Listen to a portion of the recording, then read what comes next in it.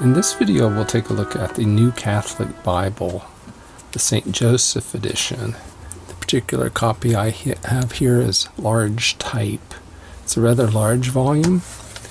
It is 9 and 11/16 inches tall, 6 and 15/16 inches wide, almost 7 inches wide, and almost 1 3/4 inches thick.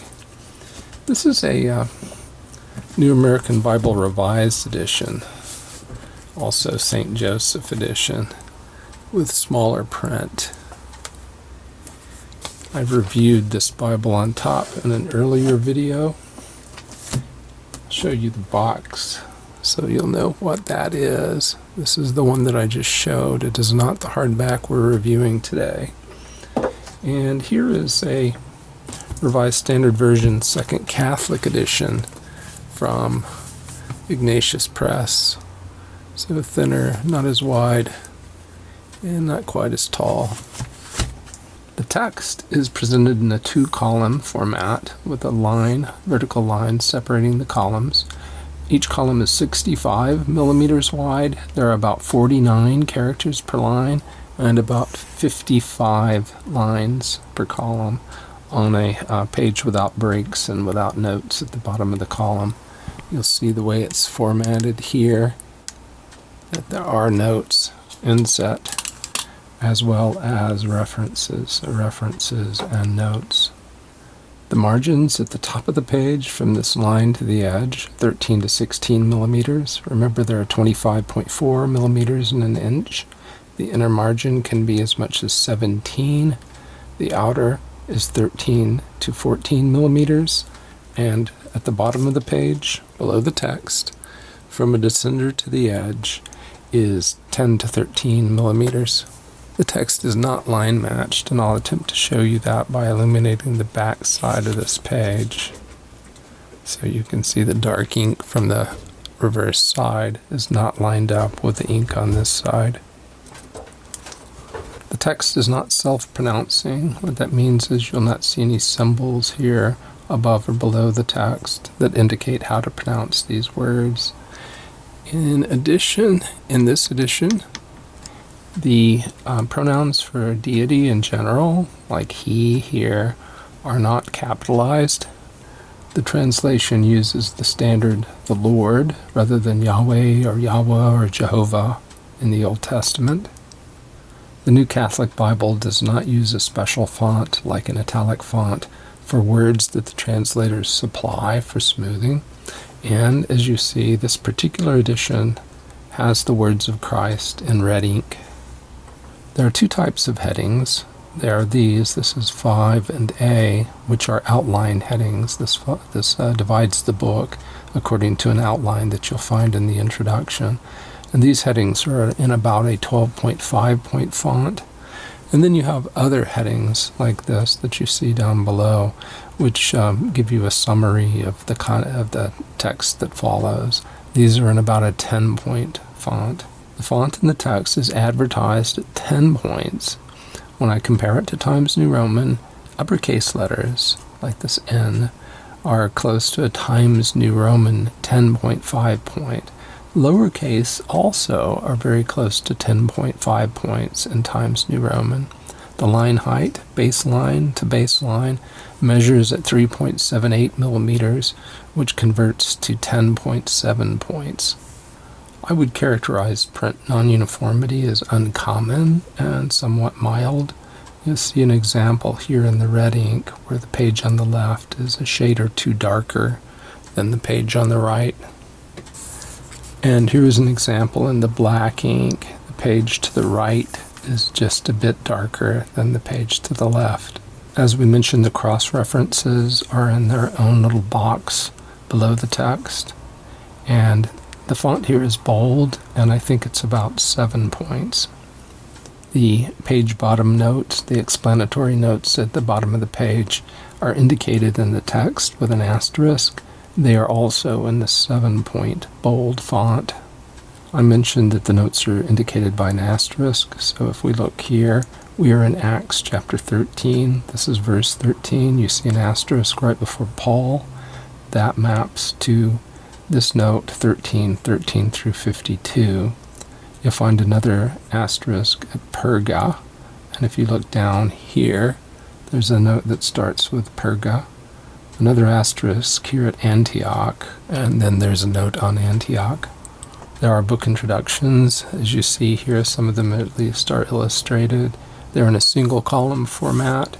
The font here is about 10.5 points. It's italic. And here is an example of the outline that I mentioned earlier. So we have a prologue, and then we have section 1. If we look in the text, we see this is entitled Prologue. And then if we go to the next page, you'll see that section 1 is here, and 1 is broken into A and B, etc. Book titles and contents are outside top of the page. There is a page number at the center top, and we also have a brief annotation at the top of the page as well, a heading. Chapters are indicated by the word chapter followed by the number in all caps and bold. The paper has a sheet thickness of 38.3 micrometers. Based on that, I estimate the paper weight to be 35 GSM, so it may be 36. There is a light sheen on the surface, but I don't find it very distracting, and it may be difficult to show that to you here. The paper has a light blue tinge, and you may be able to see that here in the gutter. Yeah, it looks that way on the camera, as it does to the naked eye. Show-through is not distracting, and I'll demonstrate that here. We'll pull over the title page to the New Testament, and you'll see how opaque it is. The camera may actually go out of focus.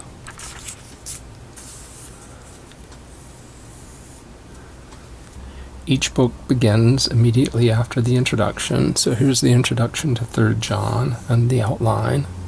And then here's the text to 3rd John. It's the introduction to Jude, the outline to Jude in the text.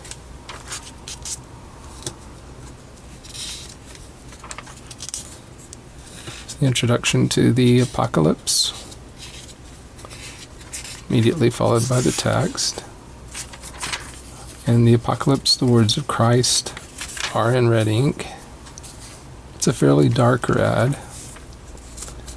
At the end of the Apocalypse, I like the feel of the paper. It does feel like it's absorbing moisture from my fingers a bit, so I don't want to touch it for any great length of time.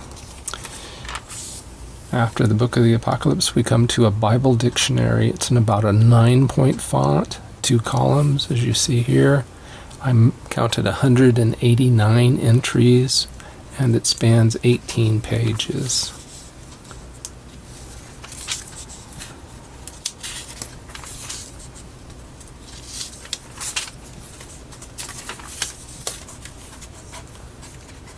And after the Bible dictionary, we have what's called a doctrinal index. Doctrinal Bible Index, and it's in a 3-column format, same 9-point font. I count 119 entries, and it spans 7 pages.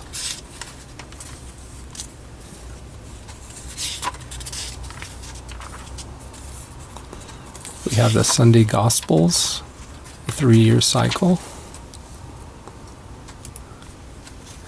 It again is in a 9-point font, 2 columns as you see, and that's about 3 1/3 pages. You can get these to separate. So after that, there's no concordance, there are no color maps at the back, it's just a paste-off construction in the hardback with a paper liner. There are head and tail bands. These are black and yellow. Orange page edges, which is pretty common in the St. Joseph editions. No ribbon markers. It's cloth overboard. It feels very sturdy. It's somewhat heavy. There is sewn binding. So I can show you the threads here at page 448, 449 in the gutter. So right there to the right of my pencil tip is a thread in the gutter, and there's another one here. Those don't seem to be very visible in the camera, but I think you should be able to see the overcast stitching just to the right of that. So you have this additional stitching, and this occurs at the back of the Bible where we are, and there's a similar line of stitching up in the front. And if we look here at the beginning of the Bible, you'll see the similar sewing in the gutter, and then there's a line of stitching that moves right along the edge, which may be kind of difficult for you to see, but it's right through here. Because it's a hardback, you have a flexible hinge, and because it's a wide book, you have a lot of lever arm to pull the page down. So it does lie perfectly flat in Genesis. And if we go to the inner portion of the book, you see there is a little bit of a drop off here, but the inner margin seems to be generous enough to keep the text largely out of the gutter. May need to do a bit of adjusting here and there to flatten things properly to read, but this is not a serious issue in this edition. Entering the Bible from the front, we have the cover, paste-off construction. We have title pages, an illustration here. It's Catholic Book Publishing Corporation in New Jersey. We'll see in a moment that it was printed in China. So here is the Nyalabstadt imprimatur for both the Old Testament and the New Testament. Copyright information. Then a preface. Oh, it does say here, this is where it says 2020, copyright 2020, printed in China. So printed in the PRC. We have a preface, table of contents, which includes a list of maps, list of photographs, a prayer to the Holy Spirit, a little essay, learning about your Bible in an 11-point font,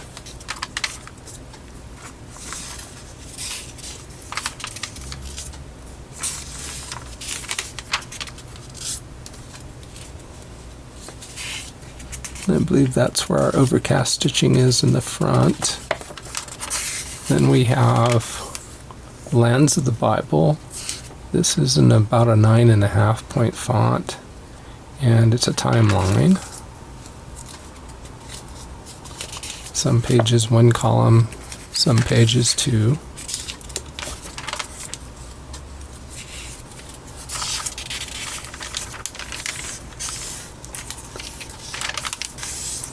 After that we have abbreviations, simple key to references. Abbreviations are in a 10 to 9-point font. We have the Old Testament title page, a general introduction to the Old Testament in a 10.5-point font.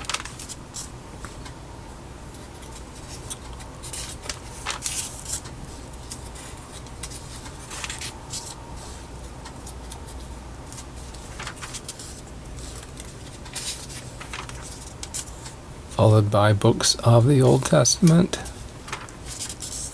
And then an introduction to the Pentateuch. That's the first 5 books of the Bible in a 10.5-point font.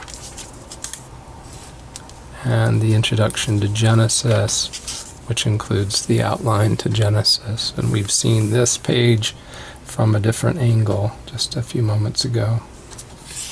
The Old Testament ends with Malachi, as is common. And then we have a family records section that's on fairly sturdy paper, much heavier than the Bible paper.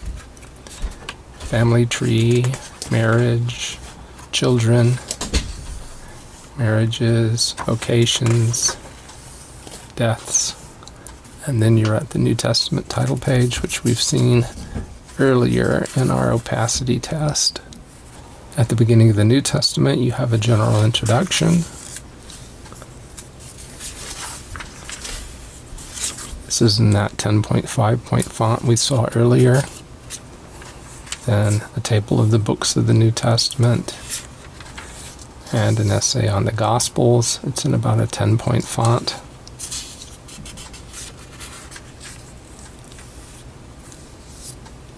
And then the introduction to the Gospel according to Matthew.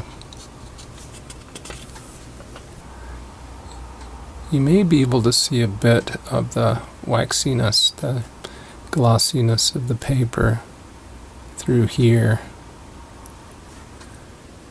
there, just as it's coming along the ridge there. So it's not very bad, not very distracting, but it is a bit shiny. Here's another look at the font. Very nice and darkly printed, adequate line spacing. And now you see on the left the font in the smaller, more portable New American Bible Revised Edition that I showed you earlier. And here on the left is the font, and on the much yellower paper in the Revised Standard Version Second Catholic Edition from Ignatius. The little article entitled "The Pentateuch" does explain that the Pentateuch arose out of a collection of traditions, one of which it calls the Yahwist. If we turn to the other page, we'll find the others. So we have the Elohist tradition mentioned, the priestly tradition mentioned, and the Deuteronomic tradition. So it takes it as assumed that the JEDP hypothesis is accurate. The introduction to Isaiah mentions a second Isaiah who is faithful to the ideas of his distant predecessor, the first Isaiah.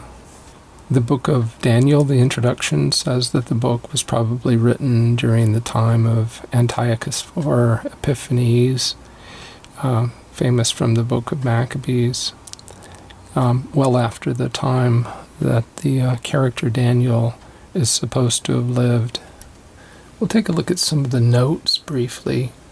We're looking here at Matthew 16:21, which is a prediction that Jesus makes of his own death and resurrection. If we look at the note in the New American Bible Revised Edition here, let's see if we can get that in focus. It says that neither this nor the two later Passion predictions can be taken as sayings that, as they stand, go back to Jesus himself. If we look here at 16:21, the note down at the bottom of the page, it says nothing like that. It says the apostles now knew that Jesus was the Messiah, but their idea was inexact. This is the footnote in the New Catholic Bible that goes with the Magnificat in Luke 1:46 through 55. So you can pause that and read it, and then I will bring over the similar note in the New American Bible Revised Edition. And please pause that and read it, and you'll see the contrast between approaches. As a third and final sample, we'll take a look here at 1 Corinthians 14:34 and 35. Women are to keep silent at the assemblies. If they wish to know anything, they should ask their husbands at home. The note in the New Catholic Bible says, Paul is not against women speaking in church. He is against women speaking in a disorderly manner in church. Now, you may disagree with that, but it's rather different than the note here in the New American Bible Revised Edition, which suggests that the passage is actually an interpolation. In this portion of the video, we'll take a look at the translation, beginning here with the preface, where the translators tell us that they were committed to render as perfectly as possible a translation of literal or formal equivalents.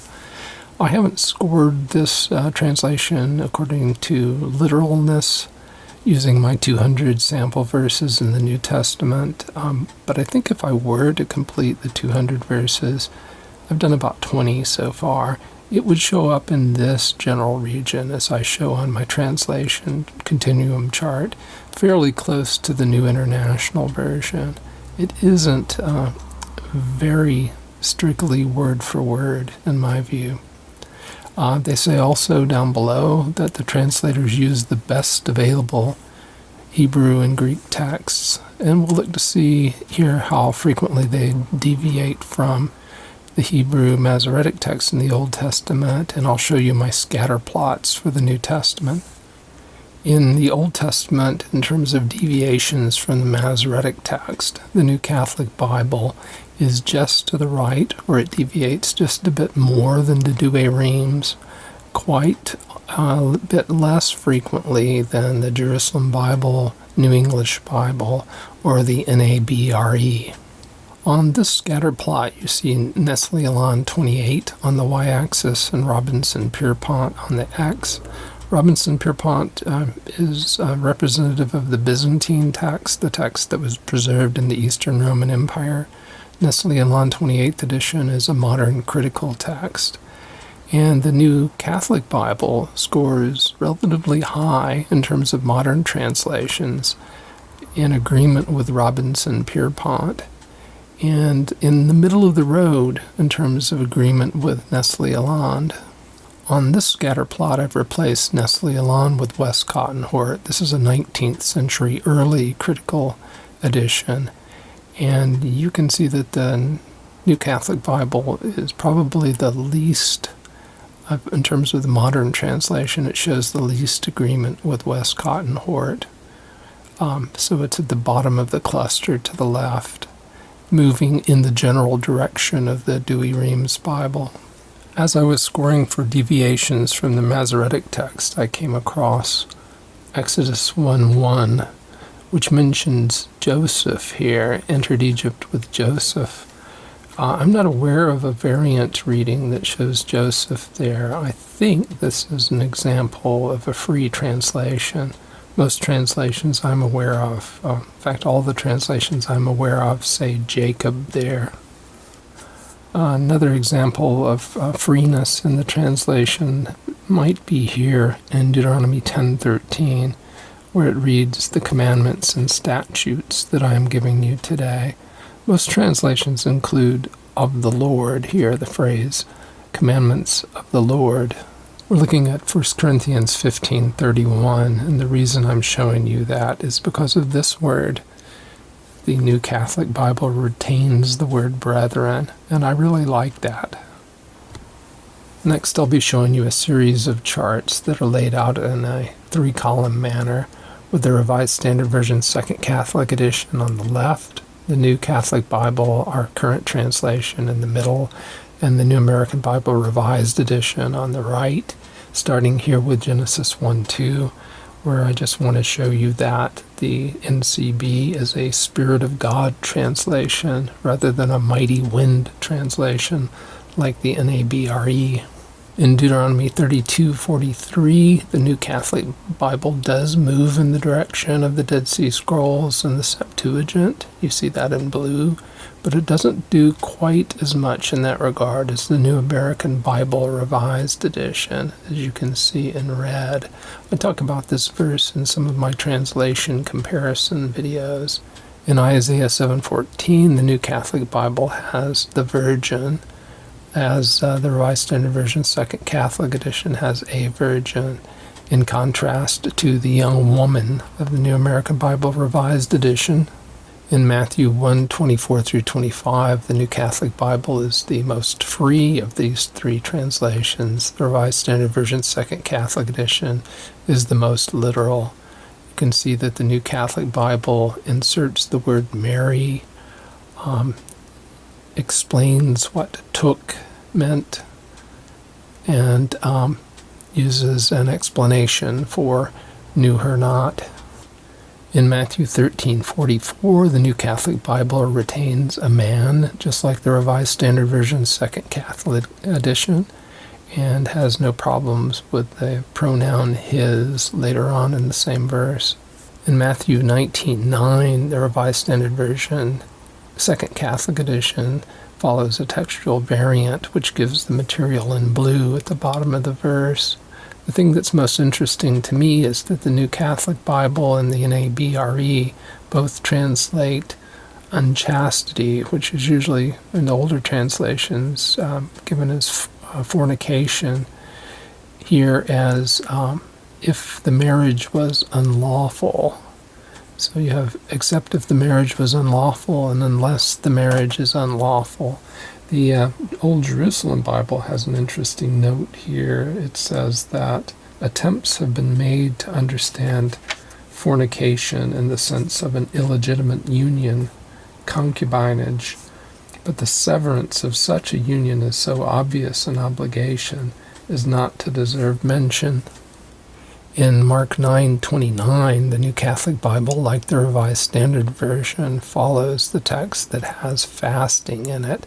I believe that the brackets in this translation indicate that the translators realize that the material is doubtful, but they've decided to include it in the text.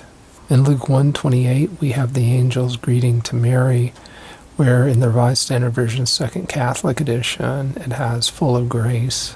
The New Catholic Bible follows full of grace as well, whereas the New American Bible Revised Edition has favored one. I know that's important to some people. While I'm here, I just wanted to point out that it seems to me that in general, the New Catholic Bible has fewer references than the New American Bible Revised Edition does. The references also don't point back to the verse in the text, so you can't read them backwards. You can't easily find this R in the text. And there seem to be few, if any, references to the Septuagint.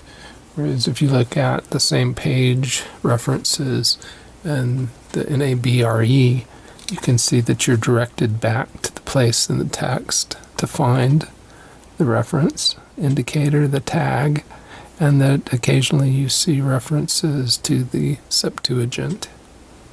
If, on the other hand, you're interested in variant readings and in alternate translations, then I think the Revised Standard Version, Second Catholic Edition, does a better job there.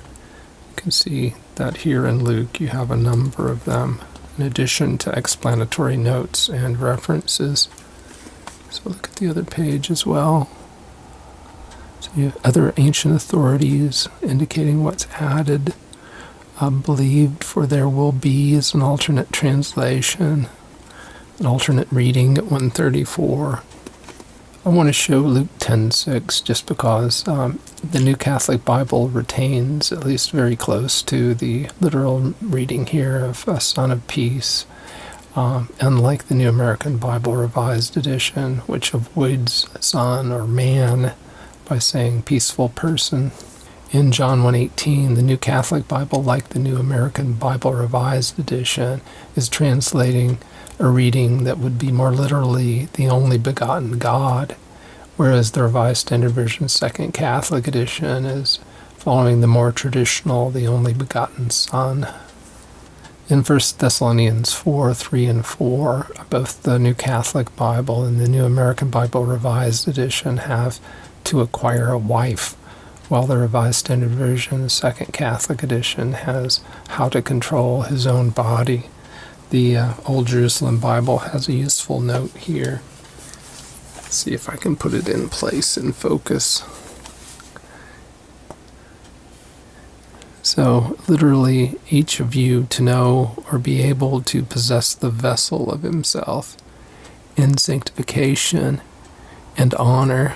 Vessel means wife in 1 Peter 3:7 and many rabbinic texts, but it means body in 523 and other locations. So they've gone with the wife option based on 1 Peter 3:7. I'm showing Titus 2:13 here. I just want to make it clear that all three translations are following Granville Sharp here and indicating that Jesus Christ is the great God and Savior. In 2 Peter 3:10, the New Catholic Bible, like the New American Bible Revised Edition, follows a textual reading that is translated as disclosed or discovered, whereas the older Revised Standard Version is following one that reads burned up. And we will complete our brief look at the translation itself by letting you read Psalm 23. Just pan down, and we'll go up to the remainder on the following column. I hope you found this brief look at the New Catholic Bible St. Joseph edition in large type to be helpful. I think it's a sturdy, well-made book. It has opaque paper, sewn binding, relatively dark and somewhat large print. I know a lot of people think of large print as being 14 points, but this is a decent long primer-sized font. The red is not the type of red that burns your eyes. It's not especially bright, and it's printed fairly thickly, so I don't have as much problem reading this as I normally do with a red print. I think it is a more conservative translation than the New American Bible Revised Edition. So if you find that appealing, this may be a choice that you should look into. I do not think in this particular edition, I don't think the references are done quite as well as those in the New American Bible Revised Edition, in that they don't point you back to the text, and this translation seems not to be particularly concerned with indicating to the reader what alternate translations may be, or what alternate source texts, how they might read. So it gives you pretty much a single view of the text.